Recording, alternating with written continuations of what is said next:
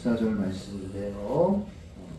우리 함께 읽어보겠습니다. 시작. 또 자기를 의롭다고 믿고 다른 사람을 멸시하는 자들에게 이 비유로 말씀하시되 두 사람이 기도하러 성전에 올라가니 하나는 바리새인이요 하나는 세리라. 바리새인은 서서 따로 기도하여 이르되 하나님이여 나는 다른 사람들 곧 토색, 불의, 간음을 하는 자들과 같이 아니하고 이 세리라도 같이 아니함을 감사하나이다. 나는 일에 2번씩 금식하고 또 소득의 11조를 드리나이다 하고 세리는 멀리 서서 감히 눈을 들어 하늘을 쳐다보지도 못하고 다만 가슴을 치며 이르되 하나님이여 불쌍히 여기소서 나는 죄인으로소이다 하였느니라. 내가 너희에게 이르노니 이에 저 바리새인이 아니고 이 사람이 의롭다 하심을 받고 그의 집으로 내려갔느니라. 무릇 자기를 높이는 자는 낮아지고 자기를 낮추는 자는 높아지리라 하시니라. 아멘. 네, 우리는 계속해서 복음에 대해서 이야기하고 있는데 오늘 말씀의 제목은 따라할까요? 자신을 향해 복음을 선포하라. 네, 자신을 향해 복음의 총을 쏘라 이렇게 할까봐 영화 제목 따라 자신을 향해 복음을 선포하라. 누구에게요? 나한테 복음을 선포하라. 이 메시지를 가지고 말씀을 나누겠습니다. 우리는 하나님의 거룩하심과 우리 안에 있는 죄성, 이 두 가지 인식 능력이 커져가야 된다라고 말씀드렸습니다. 근데 이 인식 능력은 너무 고통스럽습니다. 관념적인 게 아니고 이론적인 게 아니고 너무 고통스럽습니다. 우리 육신과 죄성을 바라보는 거 괴롭고 또 하나님의 거룩하심을 내가 그대로 받아들인다는 건 굉장히 두렵고 떨리고 고통스러운 작업이기 때문에 우리는 좀 더 편한 걸 하고 싶어요. 그래서 사실 이제 자녀를 키울 때도 부모가 인내는 어려운 작업이잖아요. 인내하고 기도하는 건 훨씬 어렵고 긴 작업인데 화내는 건 빠르지만 쉽습니다. 그런 것과 비슷하다는 거죠. 역설적이게도 우리가 하나님의 거룩하심과 우리의 죄성에 대한 인식 능력이 성장할수록 우리는 십자가의 영향력이 커지는 걸 경험합니다. 그래서 모든 자리에 십자가를 가져와서 하나님의 거룩하심과 우리 안에 있는 육신과 죄성을 그대로 마주 봅니다. 그리고 주님의 십자가를 의지하고 신뢰하고 믿고 순종하는 거룩을 향해 믿음으로 나아가는 복음의 여정을 할 수 있다라는 겁니다. 그럼에도 불구하고 현실은 녹록지 않다라고 말씀드렸습니다. 근데 그래서 이런 사정을 잘 알기 때문에 신약 성경에서 바울이 계속 반복해서 이렇게 언급을 하는 거죠. 따라합시다. 복음의 소망에서 흔들리지 말라. 네, 복음의 소망에서 흔들리지 말라라고 계속 권면합니다. 골로새서 1장 23절. 또 따라합시다. 그리스도의 말씀이 너희 속에 풍성히 거하도록 하라. 네, 골로새서 3장 16절. 여러분, 이 말씀을 전한 건 누구에게 전한 거예요?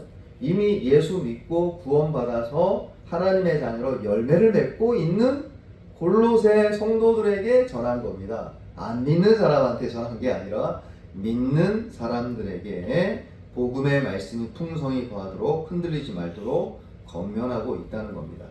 그 이유 중에 하나가 아까 말씀드렸던 것처럼 이 두 가지를 직시하는 것은 너무 고통스럽기 때문에 그렇습니다. 하나님의 거룩하심을 그래서 성도는 축소시키죠.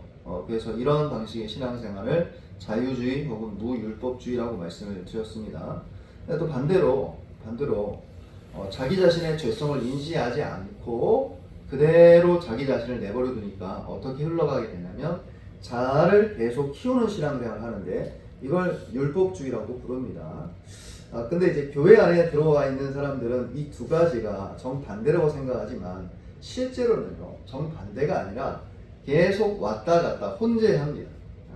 그걸 우리는 두 가지로 정의 내릴 수 있는데 따라합시다. 위선. 또 따라합시다. 행위. 위선 아니면 행위로 왔다 갔다 하는 걸 통해 하나님의 거룩하심과 내 안에 있는 죄성을 그대로 인지하는 것을 거절하고 쉬운 선택들을 한다는 겁니다. 근데 안타깝게도 위선이나 행위는 너무 쉽지만 십자가는 강력해지지 않다는 것. 네, 그걸 조금 나누겠습니다. 먼저 위선을 좀 나눌 텐데요. 네, 위선은 우리의 죄성을 인지하는 것을 대신하는 아주 간단한 방법입니다. 사실 우리의 죄성을 대면하는 것은 굉장히 고통스럽다 제가 말씀드렸죠. 그래서 그 무게에 못 이겨서 더 쉽고 빠른 선택을 하는데 그게 위선입니다. 근데 위선은 이제 가면이란 뜻이지 않습니까? 근데 그 가면을 쓰는 것은 간단하지 않습니다. 제가 전하는 걸 좀 들어보시면 간단하지 않고 훨씬 복잡하다는 걸 알 수 있습니다. 예를 들죠. 부정직을 통해 가면을 쓸 수 있습니다. 어떤 방식이죠? 이런 겁니다. 나는 그렇게 나쁘지는 않아. 이렇게 부정직으로 가면을 쓰는 겁니다. 성도들이 이제 목사님한테 혼날 때 이런 방식을 하거나 아니면 따졌을 때 나한테 불리하면 나 그렇게 나쁘지는 않잖아. 아니면 부부싸움 할 때도요.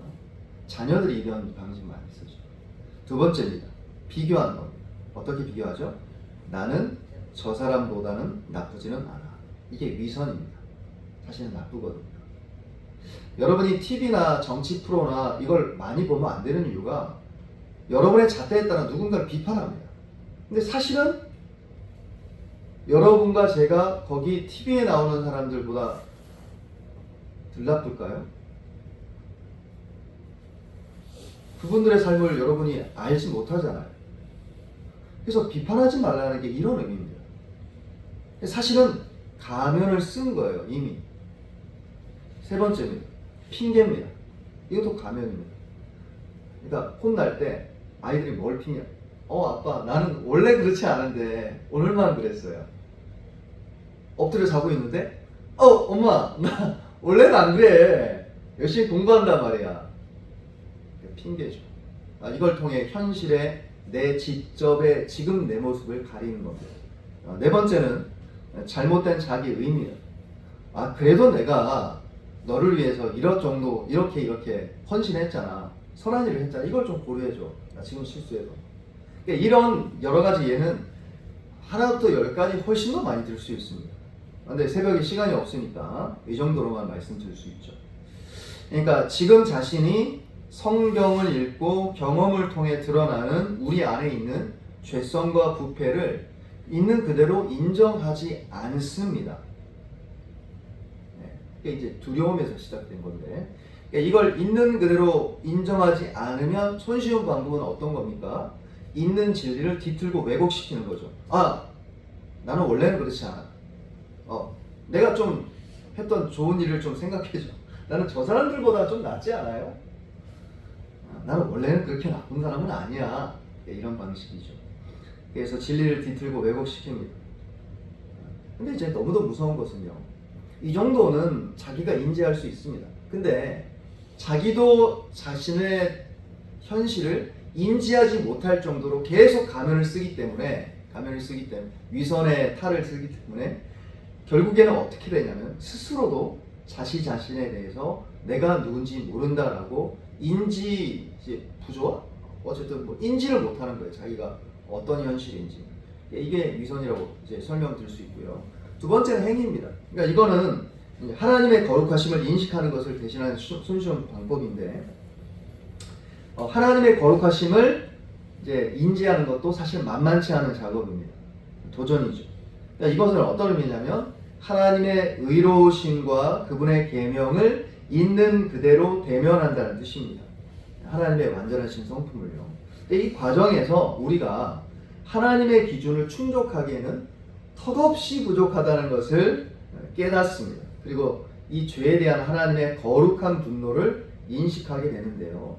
이때 우리는 훨씬 더 어렵고 정직한 길인, 사실은 진짜 길인 예수 그리스도를 통한 하나님의 의로우심을 믿는 길을 선택하지 않고 손쉬운 선택을 합니다. 어떤 손쉬운 선택을 하냐면 우리 행위로 하나님의 인정을 받는 선택을 합니다.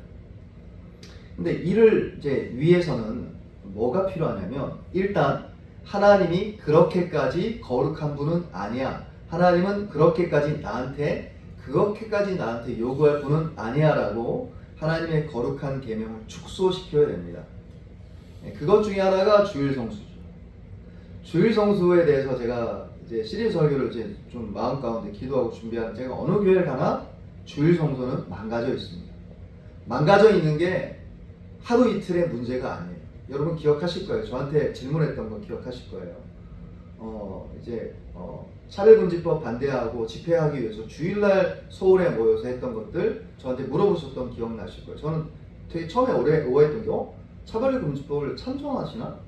왜 그렇게 생각했는데 제가 말씀드렸잖아요. 부정적인 면이 있고 긍정적인 면이 있다. 예, 지금도 그렇게 생각합니다. 부정적인 면을 제가 어떻게 설명드렸는지 모르지만 주일을 많이 모일 수 있다라고 선택했던 그 집행부가 잘못됐고 성경에서 벗어났다고 제가 말씀드렸습니다. 지금도 여전히 그렇게 생각합니다.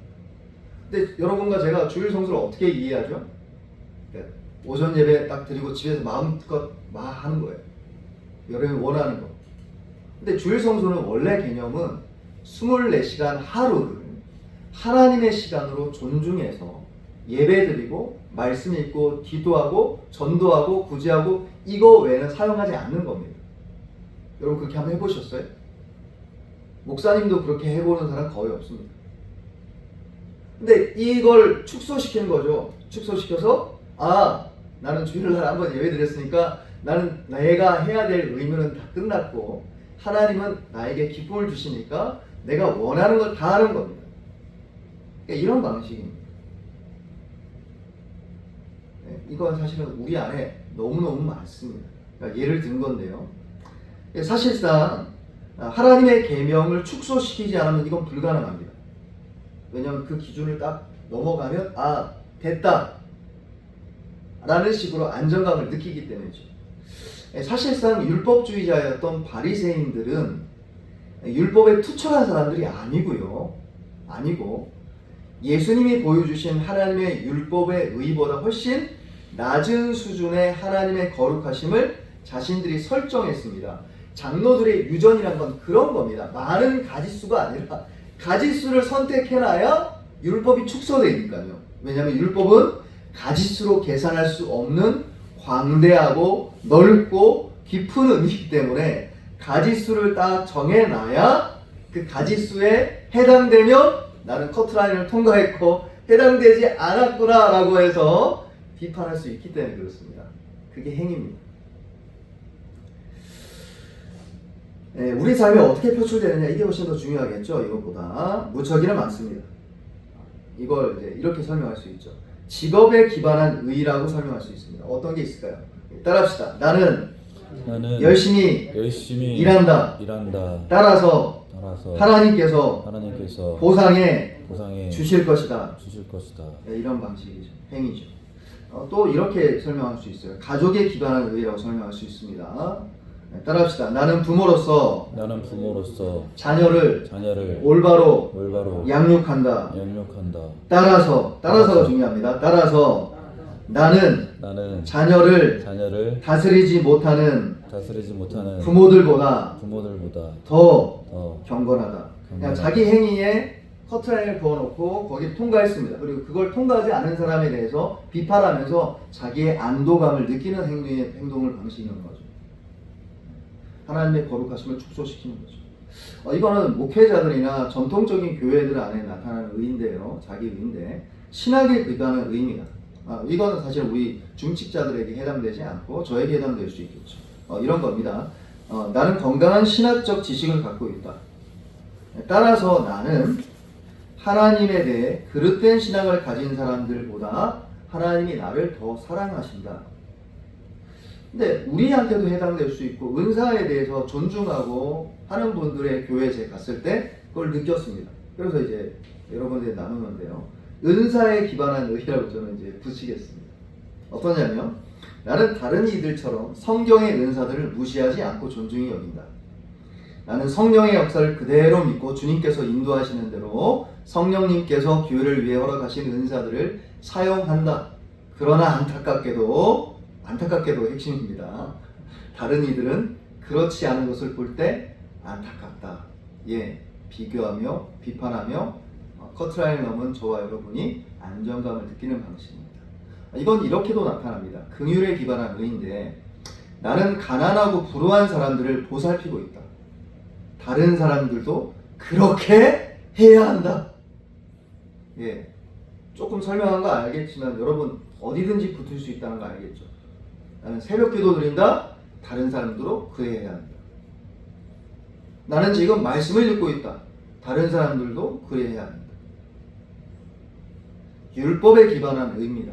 마지막으로 사실 붙을 거 너무 많지만 제가 시간이 없으니까 나는 술과 담배를 멀리하고 데이트도 하지 않는다. 이 말은 이제 외국에 있는 목사님이 이런 표현하는 겁니다. 왜냐면 외국에 있는 목사님들은 이제 외국은 지금 사실 한국도 마찬가지겠죠. 뭐 그대로 적용할 수 있겠습니다. 왜냐면 데이트를 한다는 건 성적인 불순함과 불건전함과 죄악으로 빠지는 길이기 때문이다라고 인지했기 때문에 이렇게 표현하는 겁니다. 노 데이팅 아시죠? 조슈아 해리스. 나는 술과 담배를 멀리하고 데이트도 하지 않는다. 하지만 요즘은 너무 많은 신자들이 경건을 무시한다. 예, 율법에 기반한 의. 대표적인 거죠. 사랑하는 여러분, 여러분과 제가 신뢰받고 있다는 느낌을 받기 위해 여러분 뭘 의지합니까? 그것이 다른 사람에게 보여지고자 하는 모종의 가면을 쓴 모습의 위선이든 가짜 모습이든 아니면 다른 사람들에 비해서는 나는 하나님께 기뻐함을 받는 신앙생활을 잘하고 있다라고 생각하는 자기 인식에 대해서 기반한 율법주의든 둘 다 사실은 그 둘 다 복음에서는 멀리 떨어져 있다는 것을 여러분과 제가 인지할 수 있을 것입니다. 그러므로 위선이나 행위에 대처하는 방법은 딱 한 가지입니다. 따라합시다. 복음을 자신에게 선포하자. 하나밖에 없습니다. 여러분의 가면을 썼은 그 순간순간마다 갈보리 십자가에 매달려 있는 주님 앞에 나아가서 나는 가면을 쓸 필요가 없다라고 선포하셔야 돼요. 나는 죄인입니다 라고 선포해야 돼요. 나는 할 수 없는 죄인입니다 라고 선포하셔야 돼요. 해도 괜찮습니다. 왜죠? 갈보리에 십자가가 있기 때문에 그렇습니다. 할렐루야. 여러분과 제가 행위를 통해 비교를 통해 여러분이 그어놓은 선을 넘어가서 안정감을 누리는 행위에 기반한 행동을 통해서 여러분이 안정감을 얻는 방식의 율법주의를 벗어나기 위한 것도 딱 한 가지 얘기할 수밖에 없는데요. 복음을 자신에게 선포하는 겁니다. 그래서 여러분 보세요. 도덕적이지 않은 방탕한 삶, 그 둘째 아들 같은 돌아온 탕자, 그 아들에게도 복음이 필요하고요. 그 둘째 아들을 바라보면서 자기 비교를 통해서 아버지는 한 번도 나를 위해서 양이나 소나 내 친구를 위해서 잡아준 적이 없는데 어찌 허랑방탕하게 아버지의 살림을 말아먹은 이 아들에게 이렇게 잘해줍니까? 라고 분통을 터뜨렸던 사실은 행동에 기반해서 자신의 동생을 비교하고 있는 율법자이었던 첫째 아들이나 똑같이 필요한 게 뭐냐면 아버지의 사랑이었다는 겁니다. 나는 너를 사랑한다. 너는 피하거나 가면을 쓸 필요가 없어. 내가 너를 위해서 내 아들 예수를 십자가에 올렸고 너는 그 아들의 의 때문에 용서받는 거다. 그리고 자기 행위를 옳게 보여서 하나님께 인정받으려는 모든 신자의 행동 가운데 여러분이 계속 선포해야 돼요. 오늘 목사님이 인정 안 해주시네. 저 집사님한테 제가 이제 재미난 이야기인데 전에 이야기했던 고신대학교 교의학 교수 우병 교수 설교를 좀 종종 듣는데요. 그분이 그러는 거예요. 한 집회 갔는데 목사님이 개척교회 목사님이니까 저 우리 교회 규모 정도 되는 것 같아요. 그래서 우병 목사님 모셔놓고 이제 설교를 듣는데 목사님 큰일 났습니다. 이런 거. 아니 뭐가 큰일 났습니다. 목사님 교수님 제가 지난 주일날 한 권사님을 칭찬했다가 큰일 났습니다. 왜 큰일 났어요? 칭찬했는데 왜 큰일 났어요? 알고 봤더니 교회 뭐 청소를 하고 막 주방에서 일을 하시는데 사실은 그 권사님은 마지막 막타였던 거예요. 그 전에 막 하셨던 분은 막 열심히 하다가 주방에서 잠깐 쉬시는데 두 분이 왜 권사님이 늦게 헐레벌떡 와가지고 막 열심히 하는 모습을 보고 목사님은 그 순간 지나간 거예요. 근데 목사님이 그 순간 안 보이잖아요. 들어놓고 계시는 분은 모르잖아요. 근데 보이는 권사님한테 이야 우리 권사님 최고다. 아이고 우리 권사님 때문에 우리 교회가 뭐 좀 더 붙였는지 모르겠지만, 근데 그 이야기를 듣던 그 열심히 수고했고 몰래 수고했던 그 두 분이 화가 나가지고 목사님한테 찾아와서 목사님 어떻게 그럴 수 있냐고 막. 그래서 목사님 그래요. 사실은 이게 저와 여러분의 모습 아닙니까? 누군가한테 인정받지 않으면 화가 나는 거. 왜 화가 날까요? 아니요. 그 사람한테 인정받아서 화가 난 게 아니라 여러분은 이미 율법에 기반해서 하나님께 인정받고자 하는 발동이 율법주의의 DNA가 이제 발동되기 시작한 겁니다. 모든 영역에서 그렇습니다. 여러분이 TV를 통해서 누군가를 비판하잖아요? 이미 발동된 겁니다. 어떤 목회자든 정치인이든 연예인이든 여러분이 비판하지 않습니까? 어떤 입장이든 여러분이 상관없이 이미 발동된 겁니다. 그럼 어떤 의미죠? 예, 십자가는 여러분에게서 멀고 사실 여러분과 제가 바리새인입니다. 그래서 우리 삶의 열매를 못 맺습니다. 감사가 사라지고 주님에 대한 은혜가 사라지고 많은 청산유수죠. 복음은 이렇습니다. 뭐 예수 믿는 건 이렇습니다. 아이 교회는 이렇게 해야죠. 근데 구체적 우리 삶은 복음이 젖어 있는 예수님의 은혜와 사랑에 아버지의 사랑에 촉촉히 젖어서 그 은혜를 성도들에게 나누고 감사하고 이렇게 다가오지 못하는 거죠. 그래서 이런 겁니다. 말은 복음인데 뉘앙스와 분위기와 눈빛과 얼굴은 복음이 아닌 겁니다. 이걸 어디서 많이 찾아왔죠? 예, 죄송한 말씀이지만 목회자들한테 많이 썼어요. 그것도 정통 목사자들한테 많이 썼습니다. 이건 굉장히 미묘하고 우리가 천국 갈 때까지 싸워야 되는 겁니다. 그래서 결론은 어떻게 해서 이 위선과 행위를 없애버리고 복음 안에서 계속 감사와 사랑으로 성장할 수 있냐, 십자가가 계속 영향력 있게 내 삶을 지탱할 수 있냐. 따라합시다. 내 안에 예수님의 사랑을 계속해서 전하자. 그래서 매일 선포하셔야 돼요. 나는 예수로 인해 하나님께 만족을 이미 얻었다. 나는 예수의 의로 인해 나의 모든 죄는 이미 용서됐다. 할렐루야. 네, 그런 저와 여러분 되기를 주의 이름으로 축복합니다. 아멘. 자신을 향해 복음을 선포해서 율법주의도 행동도 또 위선도 가면도 아닌 정직하게 하나님의 거룩하심과 내 안에 있는 죄성을 마주해서 십자가를 가져와 복음으로 승리하는 저와 여러분 되기를 예수님 이름으로 축복합니다. 함께 아멘. 기도했으면 좋겠습니다.